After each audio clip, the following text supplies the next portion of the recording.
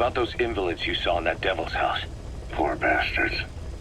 All strapped down to the beds, with those lumps on their chest. The medical staff tell me they were probably a type of cyst.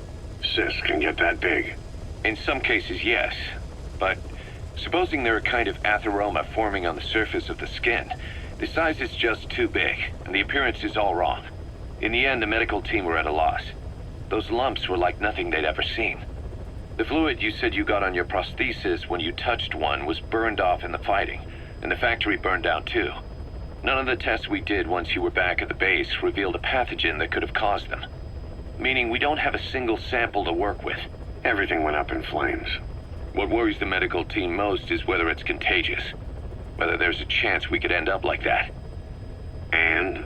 Mother Base's sanitation control has always been strict. After all, war is great at transporting diseases.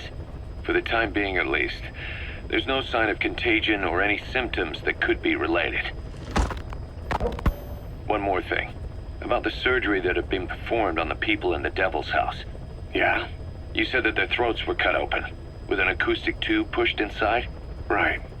The tubes were hooked up to tape recorders, playing some kind of audio. Well, we picked up some of that audio through your radio transmissions and recorded it here.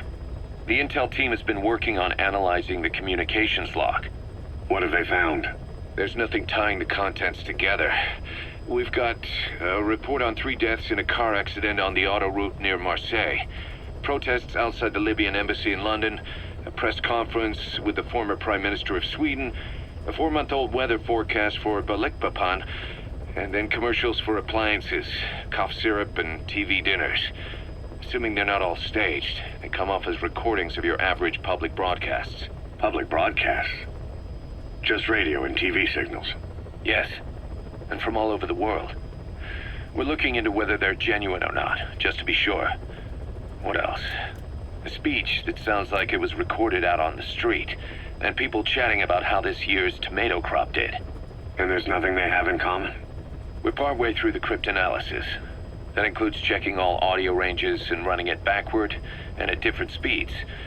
Then there's vocabulary breakdown for political suggestions, ideological common points.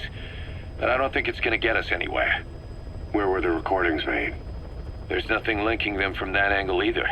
Just like you reported, we've detected virtually every major language there is. French, German, Italian, Spanish, including South American accents. Then there's Russian, Hindi, Arabic, Portuguese, Mandarin, Cantonese, Japanese. They're nothing if not thorough. Well, I don't know if we've got them all covered. Ignoring the ones that have gone extinct, supposedly over 5,000 languages exist today. Besides, English isn't one of the ones we picked up. Really? English? I know. Only 5% of the world's population is a native English speaker. But when you factor in those who've acquired it as a second language, nearly 1/3 of the people speak it. The world's dominant lingua franca. You gotta figure they had it somewhere among all the languages in that place. No English. Bear in mind, we didn't hear everything that was played in that room. We couldn't isolate the more distant sounds due to static and the program could have been set to change every day.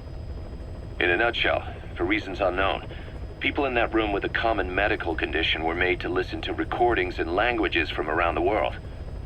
It's not clear how the growths on their chests fit into it. It could have been treatment for them, or maybe an experiment of some kind. I'm guessing one person knows. Yeah, Skullface. He was there. The only thing we can say for sure is that he's involved.